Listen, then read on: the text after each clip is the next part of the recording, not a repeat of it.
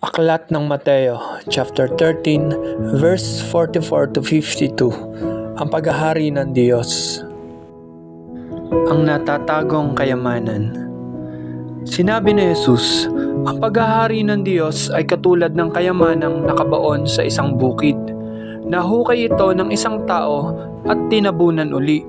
Sa laki ng tuwa, siya ay humayo at ipinagbili ang lahat ng ari-arian niya at binili ang bukid na yaon. Ang perlas na mahalaga.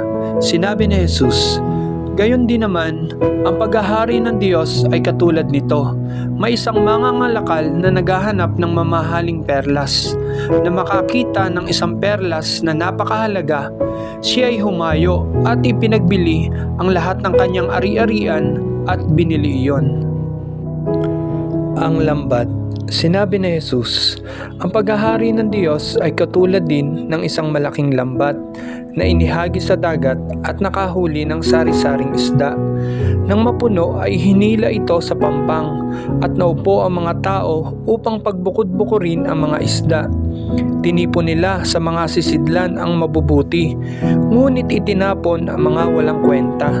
Gayon din ang mangyayari sa katapusan ng daigdig.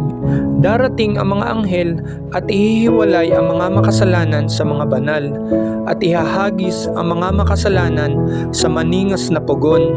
Dooy mananangis sila at magngangalit ang kanilang ngipin. Kayamanang bago at luma.